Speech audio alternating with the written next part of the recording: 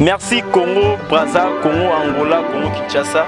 Chaîne Isaka Ramoko. Oui, ensemble TV donc. Balobi, tous abonnés, belé donc. Boya Banana Nzambe, chaîne Nabino, Yangoyo. Prions ensemble TV. Prions ensemble TV. Pour nous les enfants, c'est bon. Prions ensemble TV des Makam.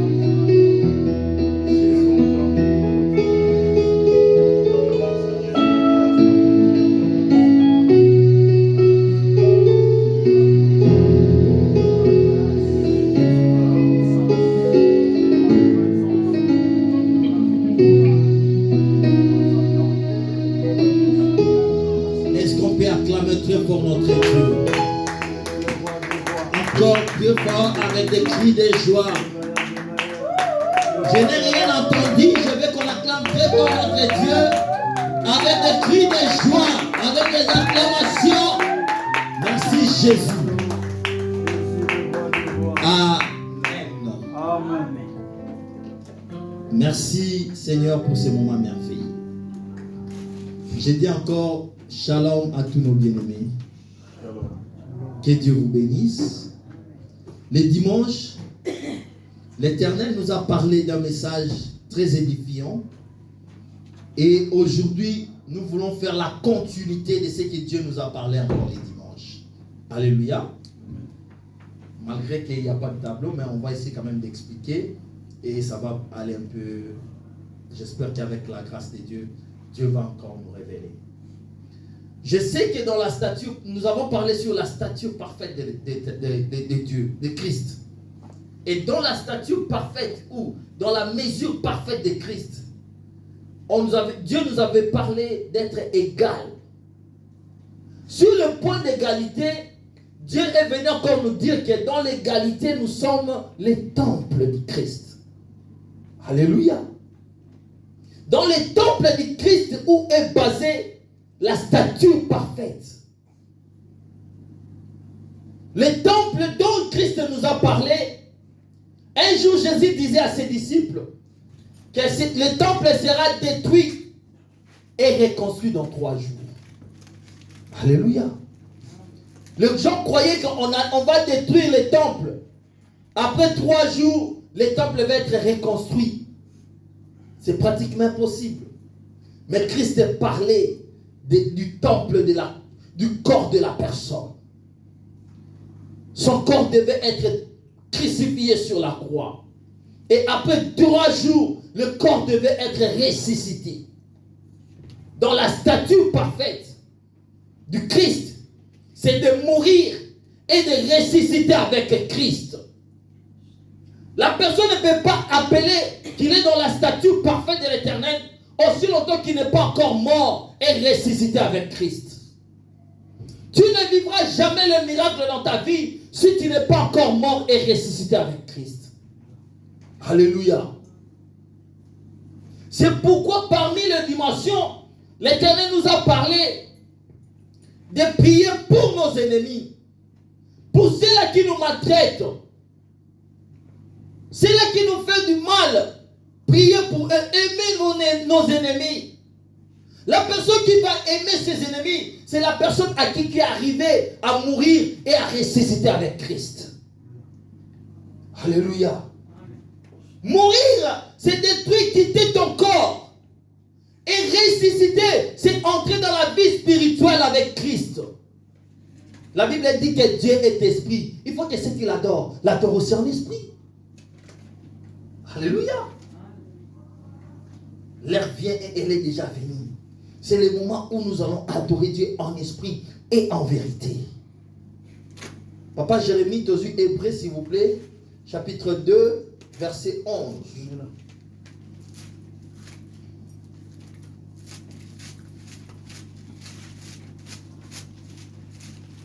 Hébreu, chapitre 2,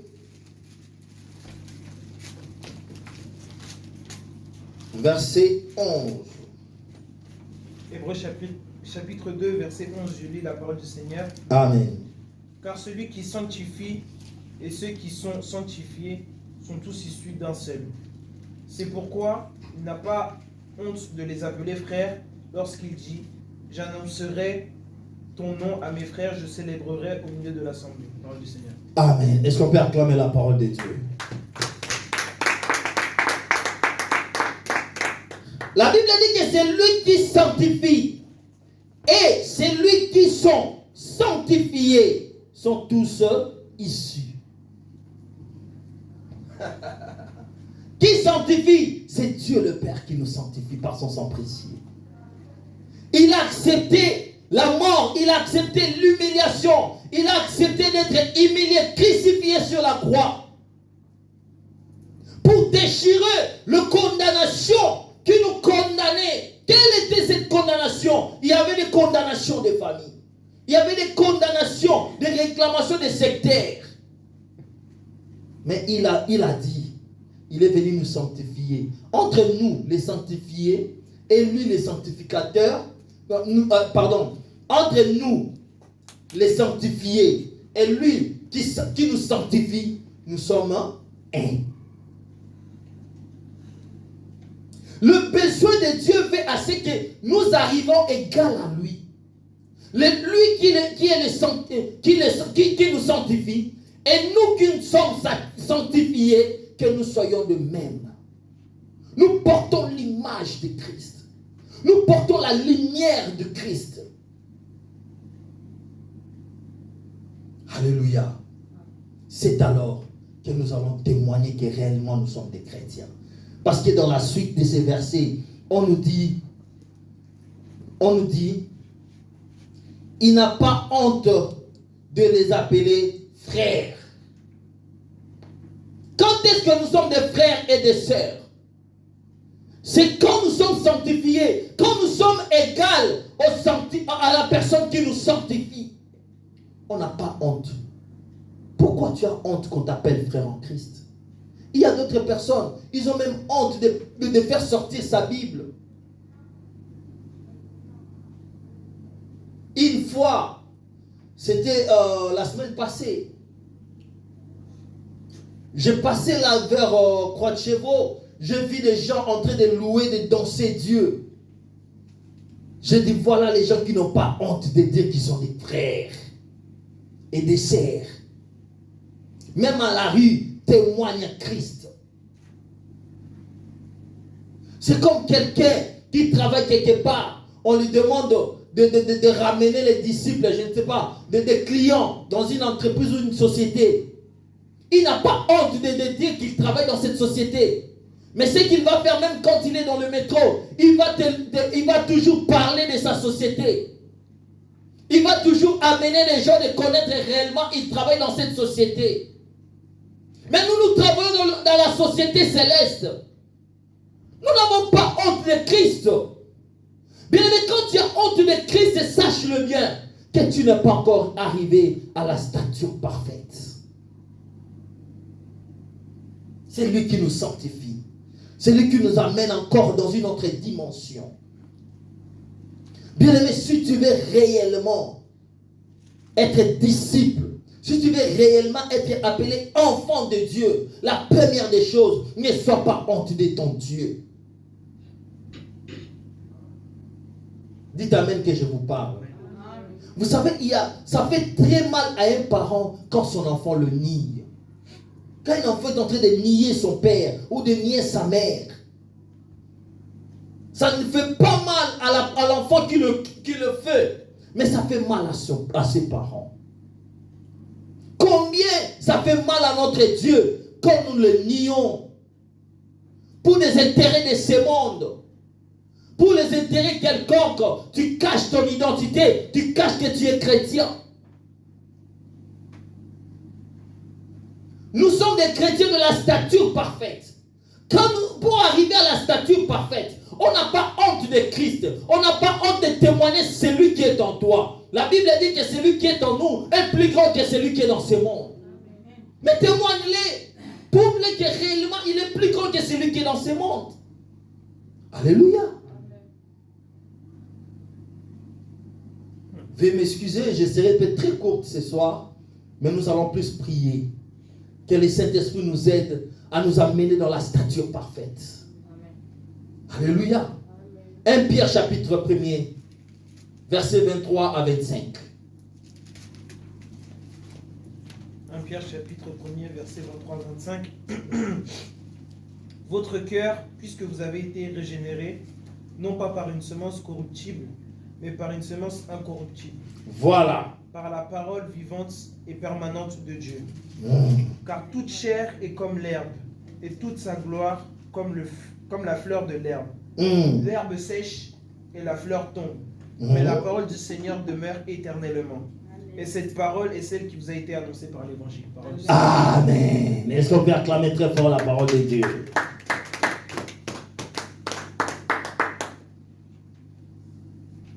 La Bible dit, puisque vous avez été régénérés. Régénérés. J'ai trouvé ce mystère dans le serpent. Vous savez, les serpents vivent très longtemps sur la terre.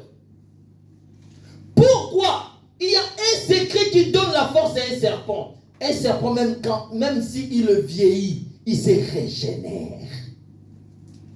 Ils arrivent dans un endroit, ils tirent sa peau.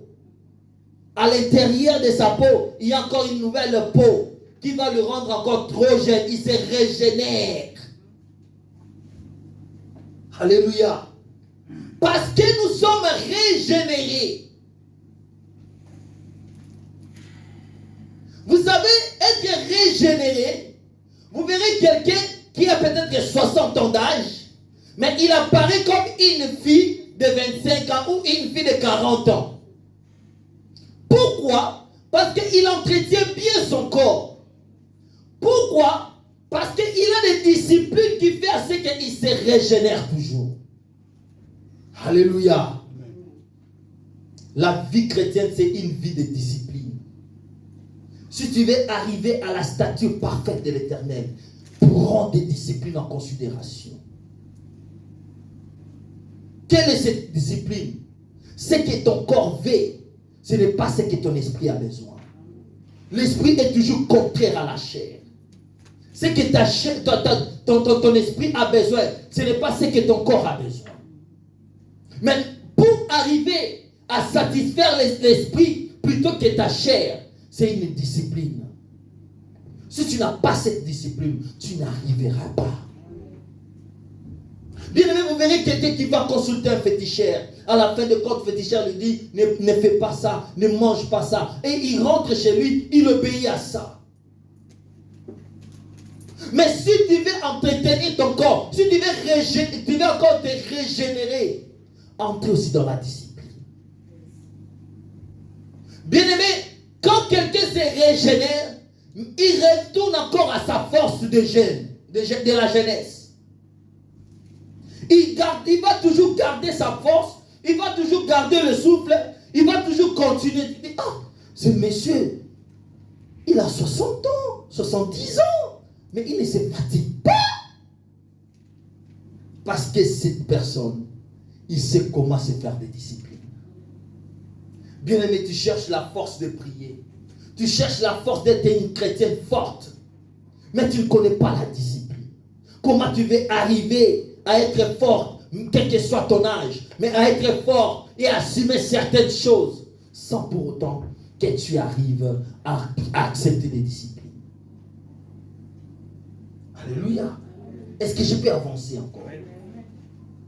La Bible a dit, non par une sémence corruptible. Ne cherchez pas à te régénérer à travers la sémence corruptible. Car la sémence corruptible, ce sont les œuvres du diable qui règnent en toi. Ce sont des sémences sataniques qui règnent en toi. Vérifie bien ta vie. Regarde là où il y a la sémence corruptible dans ta vie.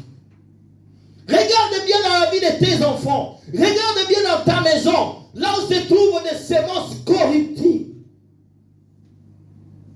Et Alléluia. Amen. Un chauffeur, quand il rentre, il occupe sa voiture pour démarrer. Avant de démarrer, il va d'abord contrôler sa voiture. Amen.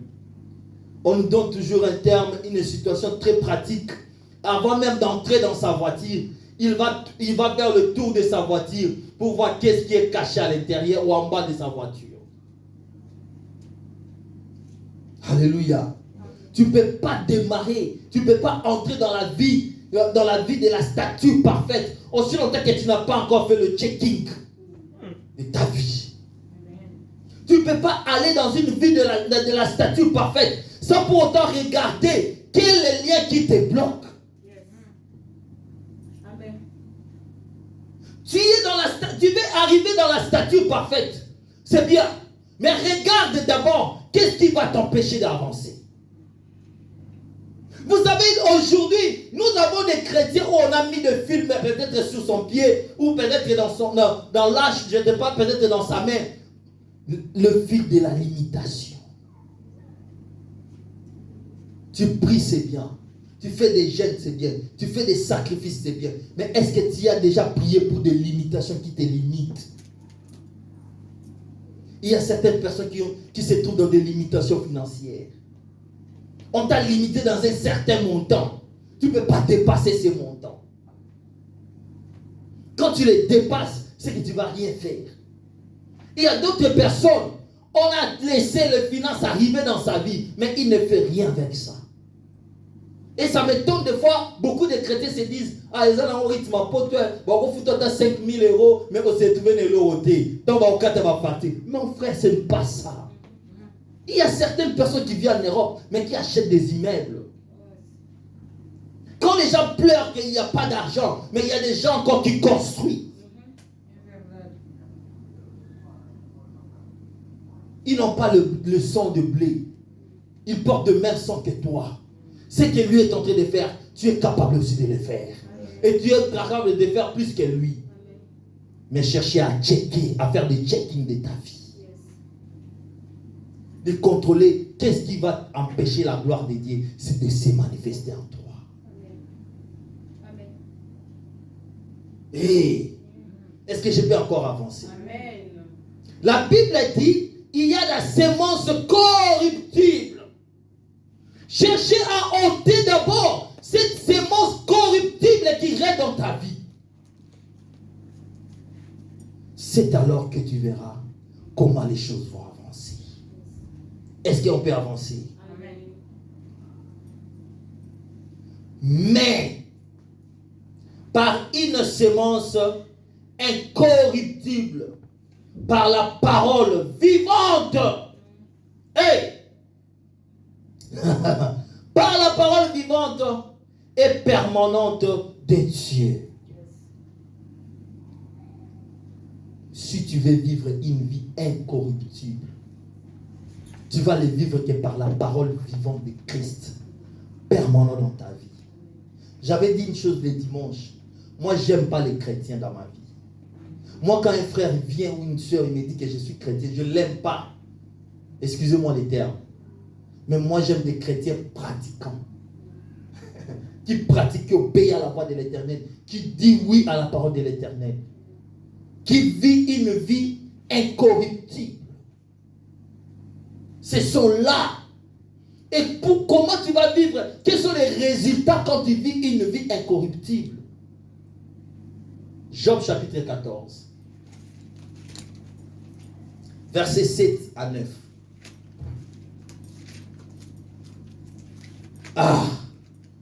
C'est là où nous allons maintenant détecter, de comprendre qui est chrétien qui vit une vie incorruptible.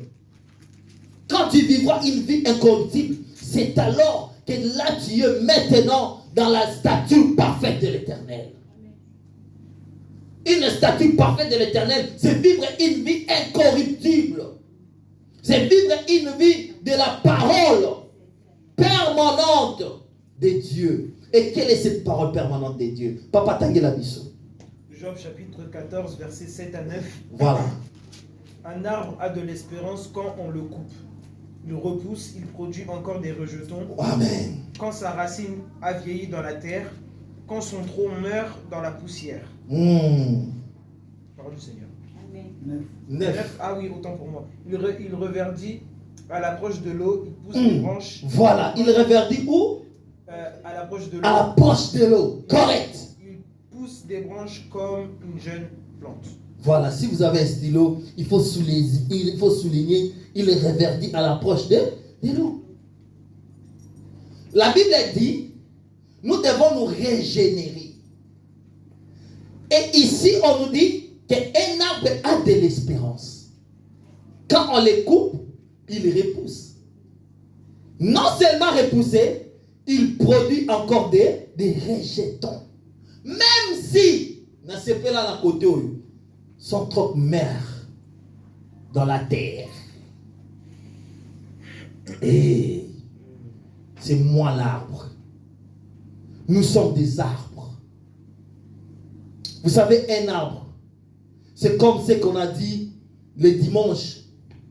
Si tu es de 2 pieds, dans Éphésiens chapitre 4, dans le 14e verset, la Bible dit, ces genre de personnes, même s'il y a les vents, il n'est pas emporté par les vents. Il ne regarde pas parce que là-bas il y a un prophète qui est sorti. Il ne regarde pas parce que là-bas il n'envie personne. Il n'envie même pas les choses de Dieu. Ces genre de personnes, ce sont des arbres plantés près d'un cours d'eau. Dans le bon français, on appelle ça oasis. L'Izibayamai. L'Izibayamai. Nesikanzete on est botama. Un chrétien incorruptible. C'est celui qui est assis, né de nouveau dans l'eau, dans la source d'eau. Comme on nous a dit, l'incorruptible incorruptible. Un chrétien incorruptible, c'est celui qui vit toute sa vie il est dans la parole permanente de Dieu. Vivre dans la parole permanente de Dieu. Comme cet arbre qui vit tout près des sources d'eau. Même si on les coupe, ils repoussent, ils produisent encore des rejetons. Ma soeur, tu sais combien de fois on t'a coupé et tu es resté comme ça, sans repousser. Tu sais combien il y a des situations qui arrivent dans ta vie qui t'amènent à l'échec. Et tu tombes en échec et tu restes en échec. La Bible même le dit. Chaque fois même quand mon serviteur tombe, je le relève. Vous savez pourquoi Dieu relève son serviteur? Parce que son serviteur est assis là où il y a la parole permanente de Dieu. La source d'eau, c'est la parole. On n'a pas besoin de chrétiens qui se frappent la poitrine dehors, qui se dit que non, je suis chrétien. Mais nous avons besoin de chrétiens qui est assis dans la parole, qui écoute la parole et qui la met en pratique. Et ce genre de chrétiens dont nous appelons des chrétiens de sanctification. Pour arriver à la stature parfaite, nous avons besoin que tu restes toute ta vie dans la parole. Que tu sois tes deux pieds dans la parole. Que tu sois assise dans la parole. Ce sont des genres de chrétiens dont l'Église a besoin. La Bible dit même s'ils sont trop mères dans la terre. Mais il y a une chose qui leur donne la force. C'est l'eau. Quand la Bible nous parle de l'eau, c'est la parole de l'Éternel. C'est l'eau qui donne la vie. C'est la parole qui donne la vie. Bien-aimé, aimez la parole plus que toute chose. Aimez les enseignements plus que toute chose. Tu ne tomberas pas même s'il y a les vents qui arrivent de gauche à droite. Sois assise dans l'enseignement. Sois assise dans la parole. C'est la parole, les enseignements que tu écouteras qui va t'amener dans la foi. Amen. Amen. Et il y a des chrétiens qui ont la foi, mais sans les œuvres. Parce qu'ils ont fait le vice-versa. Il a commencé par la foi, sans parole. Mais tandis que c'est la parole que tu écoutes qui t'amènera à la foi. Un chrétien né, comme j'avais dit le dimanche, il va commencer et il est né dans la parole. Et c'est cette parole qui va toucher, qui va entrer. Et cette parole va te donner la foi. Et la foi, tu vas commencer à vivre dans l'unité de la foi. Parce que tu as la parole en toi. Et cette parole qui va faire à Dieu que Jésus soit en toi. Comme il a dit, voici je me tiens à la porte et je frappe. Si quelqu'un attend ma voix et ouvre sa porte, j'entrerai chez lui. Je souperai avec lui et lui avec moi. Amen. Tu n'auras pas la connaissance de Christ si tu n'as pas la parole de Dieu en toi. Amen. Tu n'auras pas l'unité de la foi si tu n'as pas la parole de Dieu en toi. Et cette parole qui sera en toi, c'est ça qui te fera grandir dans la connaissance. Ce que nous appelons la maturité. Amen. Sans parole, tu n'as pas la maturité. Amen. Sans parole, tu n'as pas l'unité de la foi. Amen. Sans parole, tu ne connaîtras pas Christ. Sans parole, tu n'arriveras pas à la stature parfaite de Dieu. Et qu'est-ce qui va te donner la force d'arriver à la stature parfaite de Dieu? C'est parce que tu es assise dans la parole. Cet arbre, la Bible dit, matin, midi, soir, on n'avait pas besoin de jeter de l'eau pour cet arbre. Et maintenant, tu as une question, mon coup. Papa Eric, na kuti na kasi ne sobe où il n'y a pas de l'eau dans les déserts. Mais banzete ça. Et zo vivre. Et où tu wapi? Je me suis posé des questions. Qui est le bon semeur?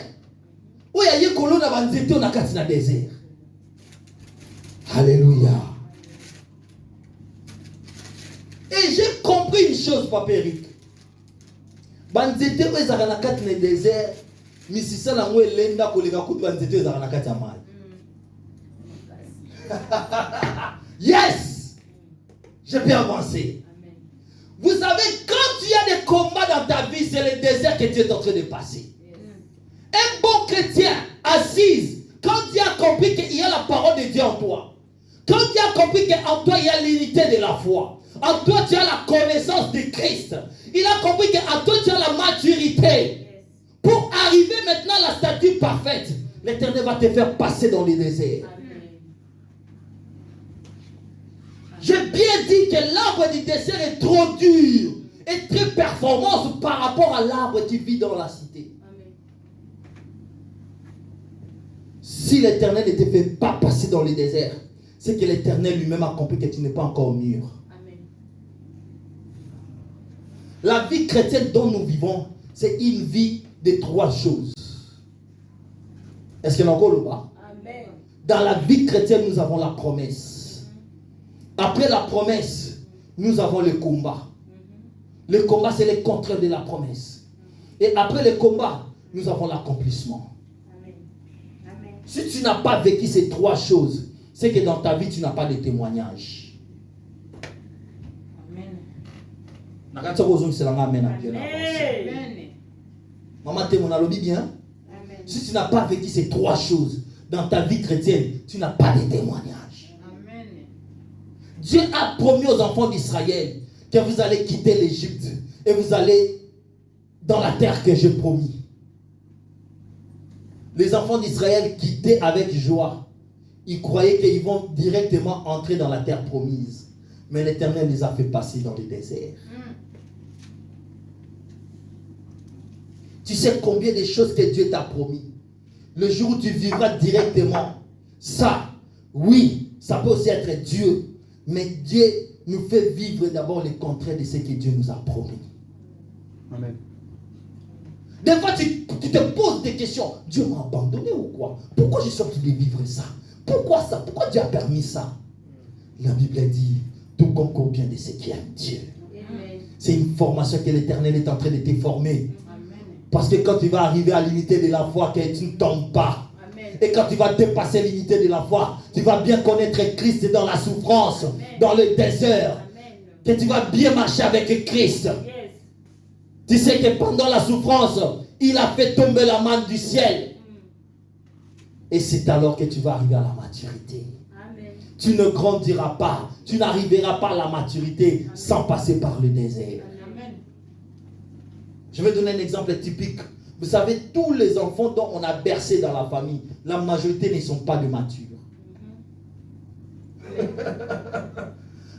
Non? Papa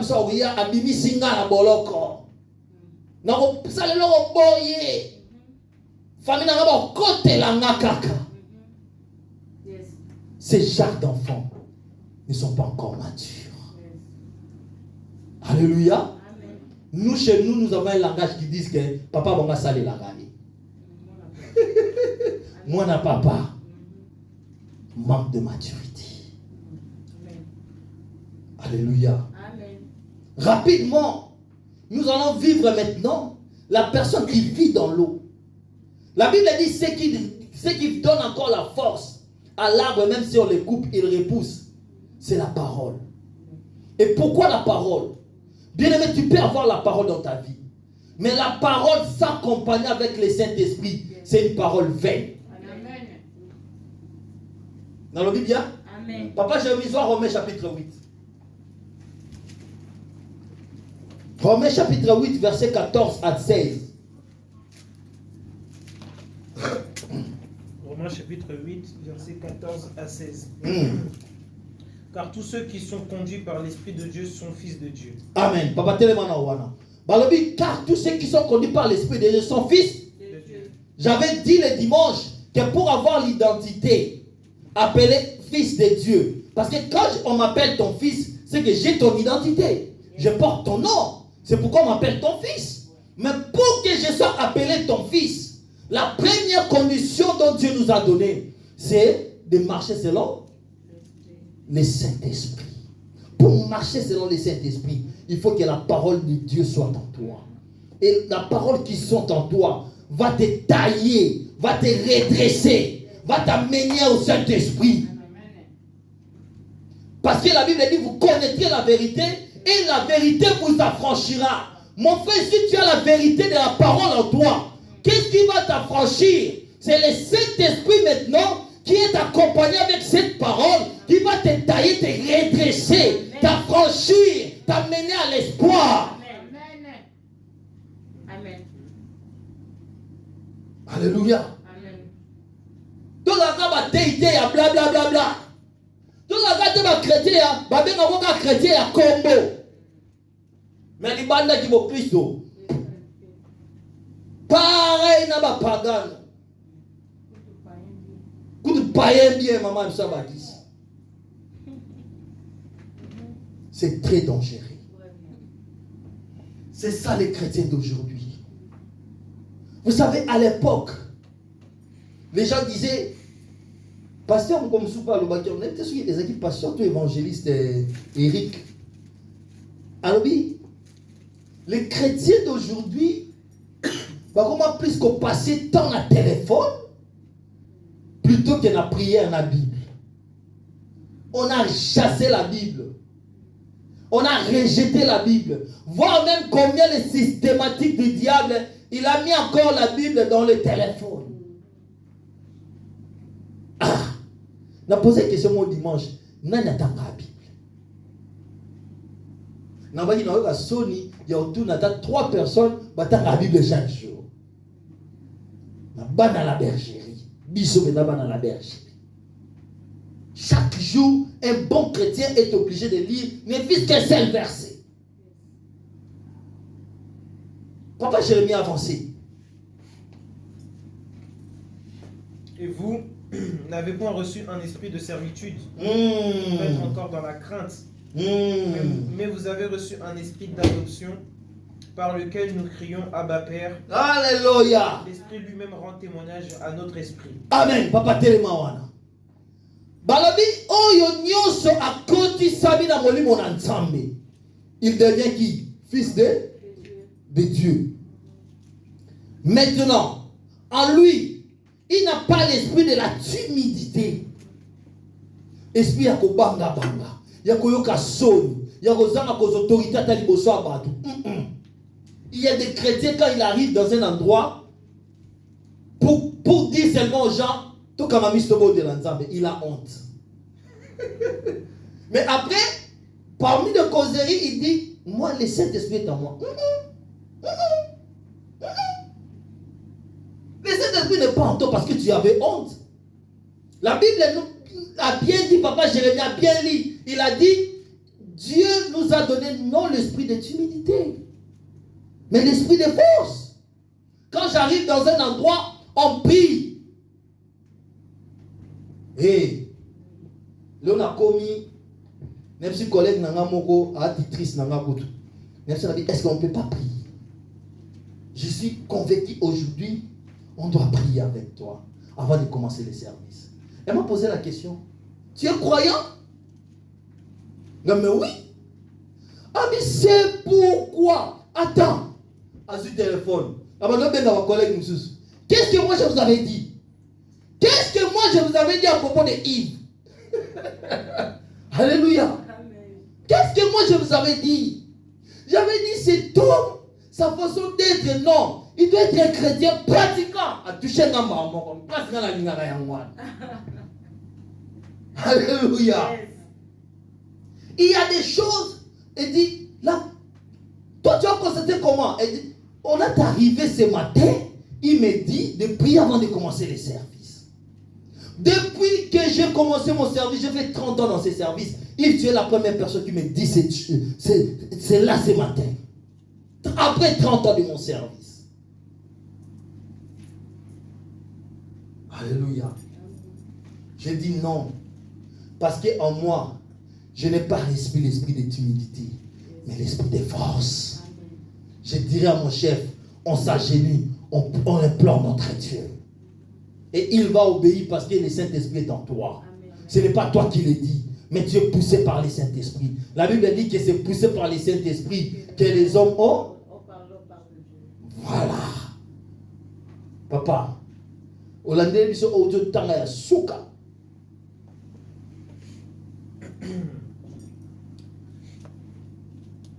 Abba Père, l'Esprit lui-même rend témoignage à notre esprit que nous Amen. sommes enfants de Dieu. Ce n'est pas toi qui vas témoigner. Ce n'est pas toi. Cette vie chrétienne, c'est comme une lampe qu'on met sur la table. Qui va te témoigner même si tu ne dis rien. J'avais donné un exemple le dimanche, j'ai dit, mon vrai sapeur à l'obarate, galate l'oba, il y a kanda. Mais quand il y a la l'oba. Alléluia. On ne doit pas dire que nous sommes des chrétiens. Mais notre marche, notre conduite va prouver que nous sommes des chrétiens. Continuez, papa Jérémie. Or, si nous sommes enfants, nous sommes aussi héritiers, héritiers de Dieu et co-héritiers de Christ. Ah! Non, on a bien katanoka awana. M'amener ce souci na okawa. Quand nous avons le Saint-Esprit, nous sommes devenus qui? Enfants de Dieu. Ah! Si nous sommes enfants de Dieu, c'est que Dieu a mis en nous l'esprit non de timidité, mais l'esprit de force. Et cet esprit de force qui est en nous va nous témoigner chez les autres que nous avons un esprit en nous. Ce n'est pas fini. Quand cet esprit va témoigner qu'il est en nous, automatiquement nous sommes devenus enfants d'eux. Et nous sommes arrivés à la stature parfaite. Et quand nous arrivons à la stature parfaite de Dieu, c'est alors que, c'est alors que nous sommes l'héritier de Dieu et les co-héritiers de Christ. Verset ça la ça me pousse encore d'avancer vers l'éternel. Un homme sans position dans ces mondes. Mais l'éternel m'appelle son héritier. Le co-héritier de Christ, papa Eric. Donc quand on parle d'un co-héritier, un héritier, c'est celui qui a réussi l'héritage. J'avais parlé ici sur l'héritage. C'est lui qui a réussi l'héritage venant de son père. Mais un co-héritier, c'est celui qui partage égal le même héritage. Donc, un co-héritier de Christ, donc, et toi, et Christ, vous partagez le même niveau de la richesse. Amen. Quand je lis ces versets, donc, c'est que Christ a droit, moi aussi j'ai droit à ça. Ce qui est réservé pour Christ est réservé aussi pour moi. Mais à une seule condition, que je sois à la stature parfaite. Amen. C'est fort. Tout est minicolo. Nanikato bondi la. Nobe kuna loba mukie mena lobi mingi. Nobe na loba mukie papa Eric mena lobi mingi. À la stature parfaite. Pour que j'arrive là, dans la stature parfaite, et moi, et Jésus-Christ, nous partageons le même héritage. Amen. Nous dans la moninga azate. Mais à une seule condition, que tu sois appelé enfant de Dieu. Et pour être appelé enfant de Dieu, il faut quoi? Que les gens te rendent témoignage. L'esprit que tu as reçu témoigne aux autres que réellement tu es enfant de Dieu. Vous savez, quand on fait le stage, il y a ce qu'on appelle l'évaluation des stages. Dans l'évaluation du stage, on prend tous ceux-là qui ont le temps de travailler avec toi, les stagiaires. Et chacun donne son point. Ah, moi, dans tel point, j'ai travaillé avec lui, c'était bon. Moi aussi, c'était bon. Ah, mais moi, chez moi, ça n'a pas marché. Ce sont là les tuteurs qui te témoignent. Selon ce que toi, tu n'as pas dit, mais selon ce que toi, tu as fait. Ils ont trouvé en toi. Et en moi, ils ont trouvé la présence de Christ. En moi, ils ont témoigné que j'ai Christ. La Bible dit que Christ en nous, c'est l'espérance de la gloire. Et cette gloire dont Christ est l'espérance de la gloire, c'est de partager le même héritage avec Christ. Amen. Amen. Amen. L'espérance de la gloire dont tu tu cherches, ce n'est pas le bien de ce monde, mais Christ, l'héritage dont il a reçu. Moi, j'aime un seul héritage. Bien dans le Christ, c'est d'hériter le royaume des cieux. Car Christ, en lui, il est déjà prédestiné. Dès la prédestination, Christ a été déjà mis en part pour le royaume des cieux. Et moi aussi, comme je suis son co-héritier, donc moi aussi, je suis prédestiné pour le royaume des cieux. J'entrerai au ciel. J'entrerai au ciel si je reste dans ces conditions.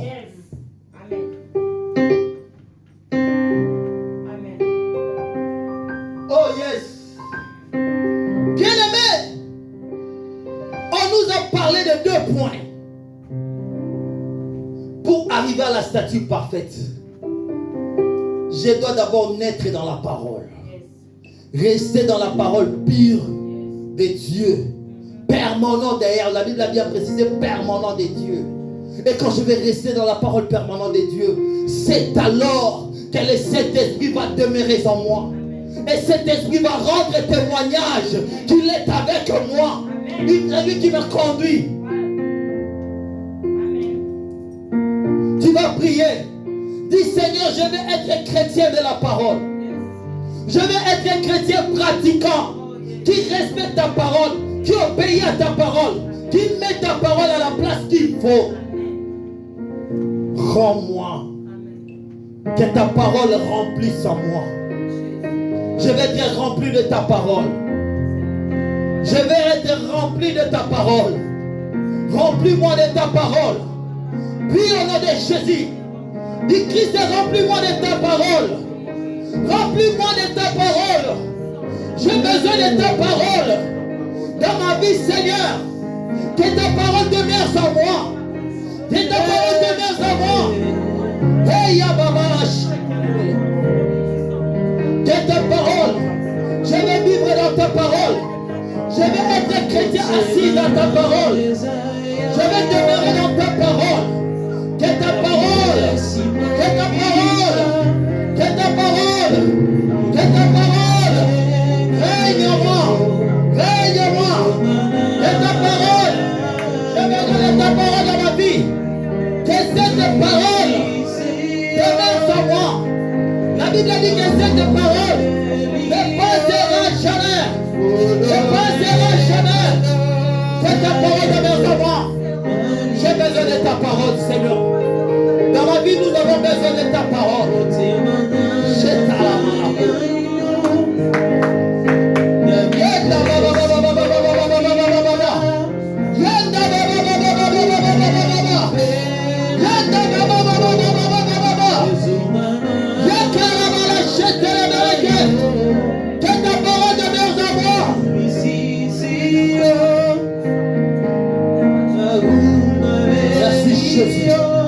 merci pour ta parole.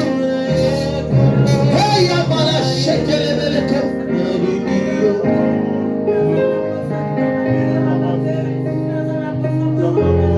Bien, Yoka, tu vas encore prier. Dis à Dieu que remplis notre église de ta parole. Que notre église soit une église de la parole. Que dans notre église, que nous mangeons de la nourriture convenable. Que nous mangeons la nourriture qui va transformer le monde. Seigneur, donne dans notre église de bonnes paroles édifiantes. Seigneur, remplis notre église de ta parole. Que ta parole règne. Que ta parole règne. Puis au nom de Jésus. Puis au nom de Jésus.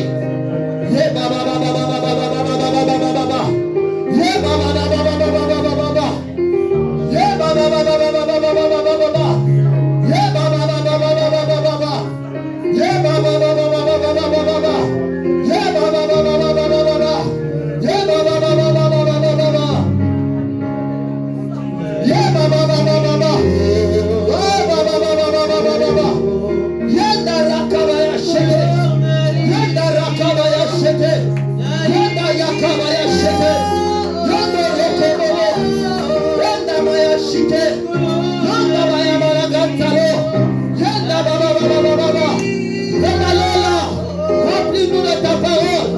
Que ta parole règne dans ton église. Je t'amarrache. Merci Jésus. Merci Jésus. Que m'arrache.